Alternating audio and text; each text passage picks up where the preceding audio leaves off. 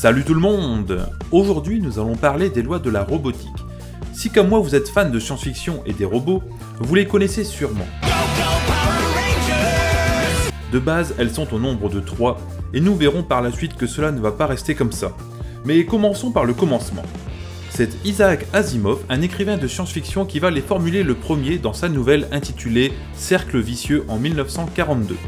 Dans les années 30, les intelligences artificielles que l'on croisait dans la science-fiction suivaient le modèle de la créature de Frankenstein, c'est-à-dire que des robots étaient créés et détruisaient leurs créateurs. Ça, connard. Asimov en a eu tellement marre qu'il décida de changer les choses et établit les 3 lois suivantes.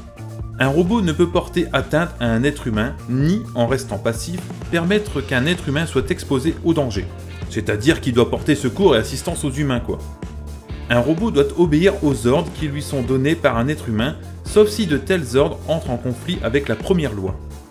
Un robot doit protéger son existence tant que cette protection n'entre pas en conflit avec la première ou la deuxième loi.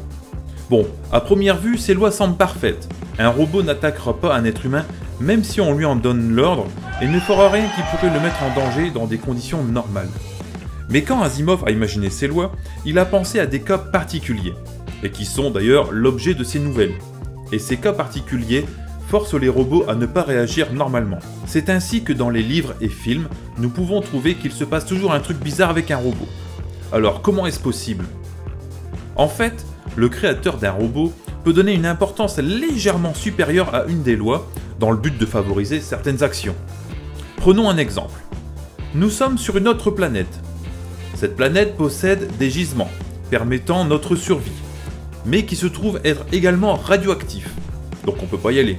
Nous utilisons donc des robots autonomes pour exploiter ces gisements. Du fait qu'ils coûtent très cher à construire, la 3e loi, qui dit qu'un robot doit protéger son existence, est favorisée. Par la suite, les chercheurs de la base ne retrouvent plus l'un des robots, car celui-ci ne fait que tourner en rond autour du gisement. Puisque ce gisement contient des substances dangereuses pouvant porter atteinte au robot, ce dernier ne s'en approche pas pour répondre à la 3e loi. Et vu que cette loi est renforcée, le robot ne peut pas obéir à l'ordre du chercheur lui demandant d'exploiter le gisement. Dans cet exemple, la 3e loi est plus forte que la seconde. Et comme de par hasard, cet exemple correspond, dans les grandes lignes et simplifié, à l'histoire de la nouvelle Cercle vicieux d'Isaac Asimov que je vous conseille de lire. Une autre imperfection des lois de la robotique est l'ignorance du robot dans un domaine. Il est facile de comprendre que si le robot n'a pas la notion du meurtre par exemple, il ne peut pas savoir qu'il ne faut pas le faire si on lui en donne l'ordre. Ou si je reprends l'exemple utilisé par Asimov dans Face au feu du soleil, un robot sera capable de blesser ou tuer un être humain si on lui demande de mettre du poison dans un verre de lait et si on lui dit également que le verre sera jeté plus tard. Puis en demandant à un autre robot de servir le verre à une personne. Ici, le second robot ne sait pas que le verre est empoisonné.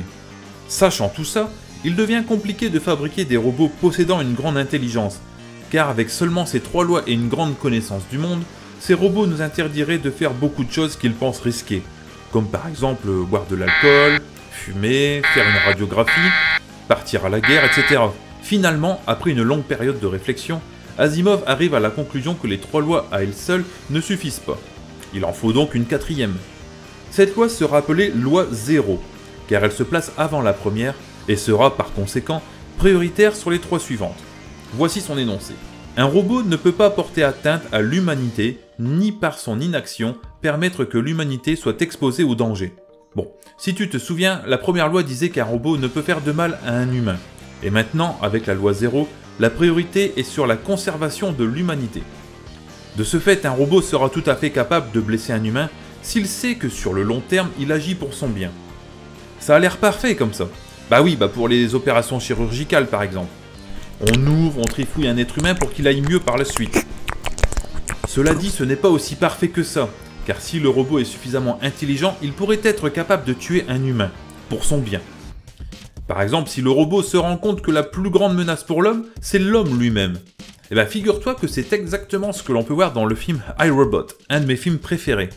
Aujourd'hui, on est encore loin de voir dans la rue Robocop sortir de Bumblebee pour aller menotter C3PO pendant que Daryl assemble un Lego Mindstorm tout en regardant Wall-E à la télé.